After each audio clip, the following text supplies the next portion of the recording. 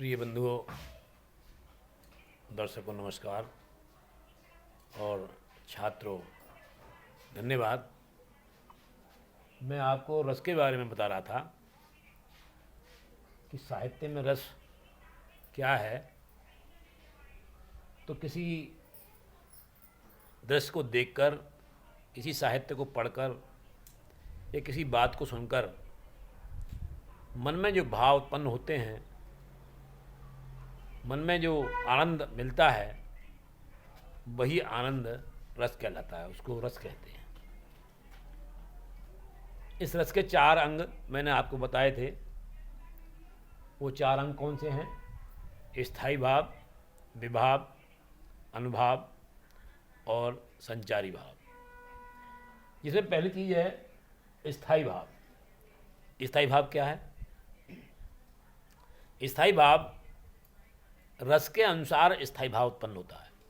देखिए, ये स्थायी भाव जो हैं, ये वे भाव होते हैं जो हमेशा जन्म से लेकर मृत्यु तक, जन्मजात हर एक व्यक्ति के हृदय में रहते हैं, मन में रहते हैं।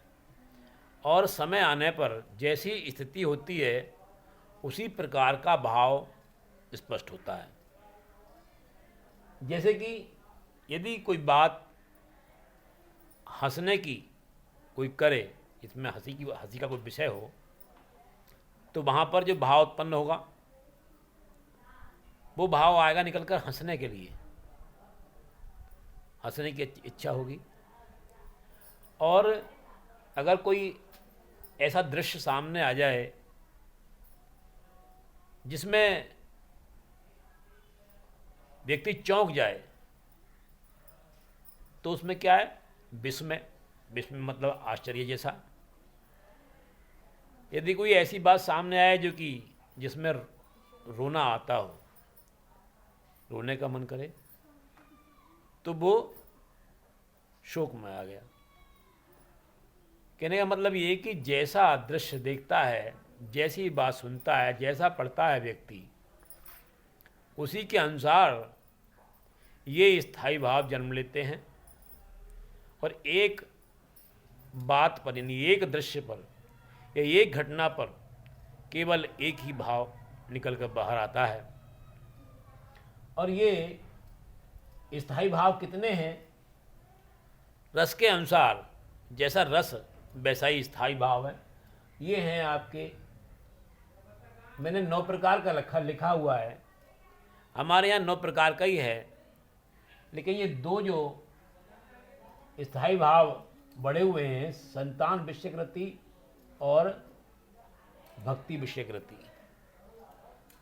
यानी यहाँ पर इस 9 के अनुसार इन दोनों को भी इसी में जोड़ा गया, इसलिए 9 कर दिए गए हैं। मैंने आपको ये अलग दिखाए हैं। तो रति श्रृंगार रस के लिए, हास के लिए हास्य रस, करुण रस, रौद्र रस, ये भयंकर भयभीत करने वाला, घृणा यानी कि घृणा करने वाला, विस्मय में डालने वाला, अचानक, इस तरह से उत्साह। तो ये हर रस के अनुसार ये अलग अलग हैं। अब इसमें अगला आता है आपका विभाव। विभाव क्या है भाई? विभाव ये कारण है, जिसके कारण विभाव वह भाव है जिसके कारण से किसी व्यक्ति के मन में स्थायी भाव उत्पन्न होता है, स्थायी भाव जागता है।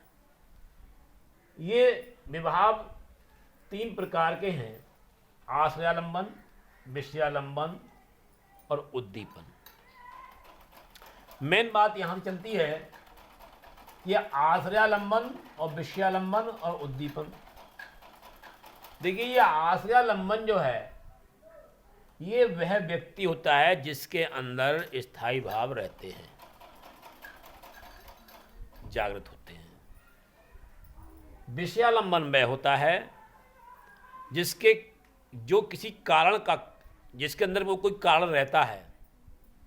जैसे मान लीजिए कोई व्यक्ति है, कोई बात बोलता है, तो भाई जो बात बोली गई जिसके द्वारा बोली गई वह व्यक्ति जो है वो विषयालंबन कहलाता है। और एक होता है उद्दीपन। उद्दीपन जो होते हैं ये वे विभाव होते हैं जो कि ऐसे समझिए स्थिति के अनुसार, स्थान के अनुसार, वातावरण के अनुसार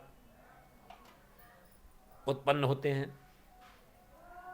जिसके कारण जो है स्थायी भाव उत्पन्न होता है।